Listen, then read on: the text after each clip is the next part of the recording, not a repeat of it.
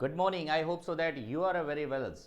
Right now, I am just going to teach you that what is the name of what's thanks.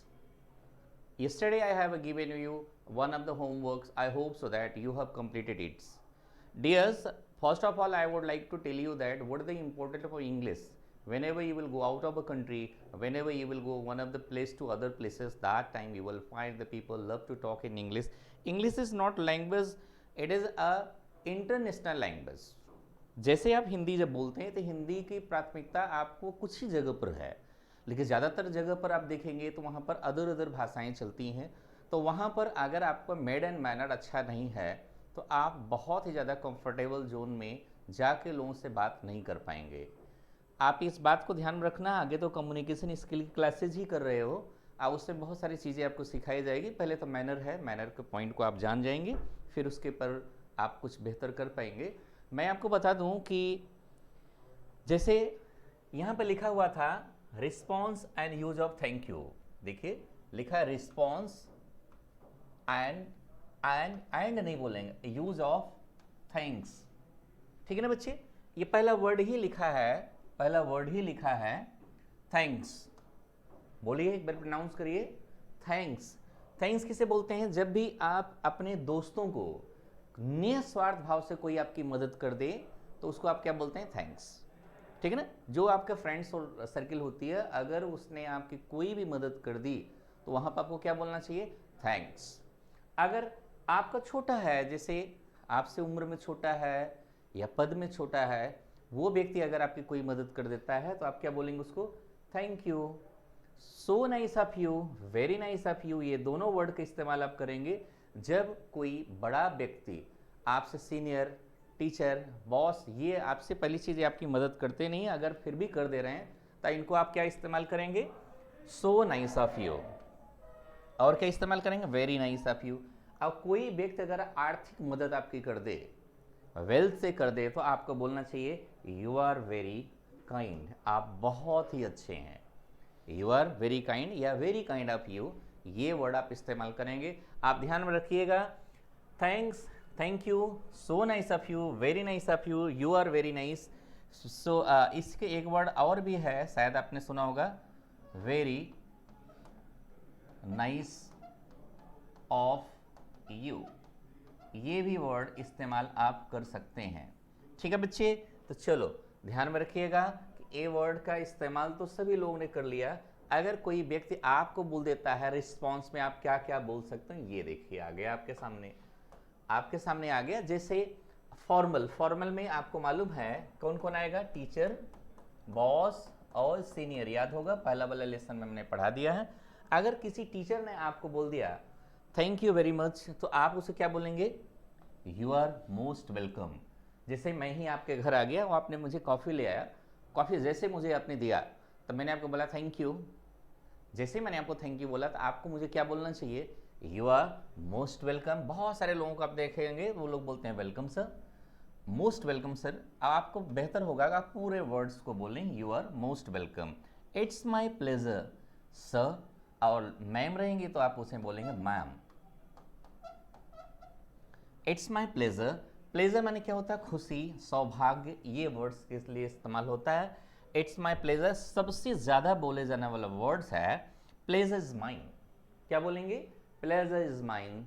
आप बहुत smile के साथ ये words को बोलना पड़ता है, एकदम सीरियस मूड में या सीरियस फेस के साथ आप नहीं बोलते। फेस एक्सप्रेशन जब मैं आपको पढ़ाऊंगा तो वहाँ पर आपको ये बात को ध्यान में रखना है। प्लेजर इज माइन सबसे अच्छा वर्ड है, इसी का इस्तेमाल आप कर सकते हैं। Okay, I hope that you are able to understand.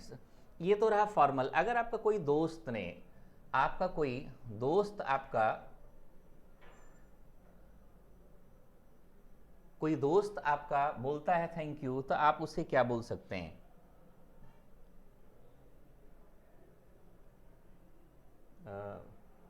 ये सर आगे क्यों नहीं जा रहा है? अच्छा अच्छा, अगर आपका फ्रेंड्स, इनफॉर्मल में कौन कौन आएगा? इनफॉर्मल में आपको जानकारी होगी, equal age, junior, family, friends. अगर ये लोग आपको बोलते हैं थैंक यू, थैंक्स, तो आपको क्या बोलना चाहिए? इट्स ओके, या तो बोलते हैं डजंट मैटर, क्या बोलते हैं, डजंट मैटर, इट्स ओके। एक छोटा सा होमवर्क मैं फिर से दे दिया, ओ ओके आप कहते हैं ओके, ओके का प्रोनाउंसिएशन नहीं है, ये ध्यान में रखिएगा। इसका करेक्ट प्रोनाउंस होता है अके, ओ ओके तो लिखा होता है, अके का साउंड लोग देते हैं अके, गॉट इट। डजंट मैटर नहीं है, यहाँ टी साइलेंट हो जाएगा, डजंट मैटर, आर को साइलेंट कर देंगे यहाँ पर, ठीक है बच्चे, ध्यान में रखिएगा। आप ये वर्ड बोल सकते हैं जब भी आपका कोई इनफॉर्मल में कोई आपको थैंक यू बोलता है तो, ठीक है। आइए और आगे आते हैं, लिखा response and use of sorry, response and use of sorry, ध्यान में रखिएगा। बहुत बार आपको ऐसा बोलना पड़ता है, बहुत बार आपको ऐसा बोलना पड़ता है सॉरी। कभी आपने किसी को सॉरी बोला है? पहले तो आप ये बात बताइए मुझे कि मान लीजिए ऐसा होता, मान लीजिए ऐसा होता, इससे काम नहीं चलने वाला है। अगर रियल में आपने कभी किसी से सॉरी बोला है तो उस वर्ड पर क्या बात थी, क्यों आपने सॉरी बोला था, इसकी जानकारी आपको होनी चाहिए, ठीक है ना।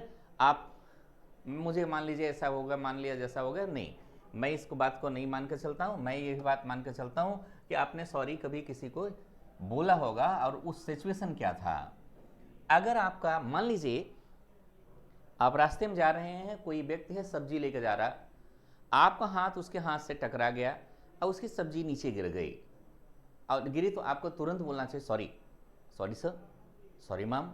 आप जैसे सॉरी बोलते हैं, अगर कोई टीचर है, बॉस है, सीनियर है, उसने आपको बोल दिया सॉरी, तो आप क्या बोलेंगे, नेवर माइंड सर, या डजंट मैटर सर, ये वर्ड इस्तेमाल करेंगे। सर की जगह पर आप मैम भी इस्तेमाल कर सकते हैं, ठीक है बच्चे।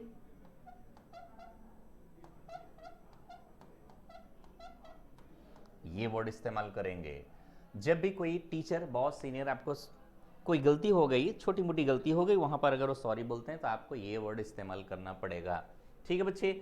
और अगर आपका इनफॉर्मल कोई आपका दोस्त ने आपको सॉरी बोल दिया, कोई दोस्त ने आपको सॉरी बोल दिया, तो आप क्या बोलोगे, इट्स ओके या डजंट मैटर। ये वर्ड फिर से आप रिपीट करेंगे। पहला यूजेज हो गया।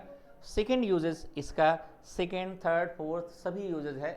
आगे के यूज के लिए मैं आपको कल पढ़ाऊंगा और कल इसकी पूरी जानकारी मैं दे दूंगा। एक चीज़ मैं आपको और बता दूं कि ऑफलाइन भी स्पोकन इंग्लिश से क्लास स्टार्ट होने वाली है टारगेट ऑन पर। ऑफलाइन ऑनलाइन दोनों के, ऑनलाइन के कोर्सेज का कुछ पॉइंट मैं आपको पढ़ा दे रहा हूं यहाँ पर, जिससे आपको थोड़ी सी जानकारी हो जाए। ऑफलाइन मेरा जो सेंटर है ये कर्नलगंज इंटर कॉलेज के सामने टारगेट ऑन। जब भी आप यहाँ आएंगे तो नीचे ही इसकी ऑफिस से पूरी जानकारी आपको मिलेगी। Thank you very much for watching.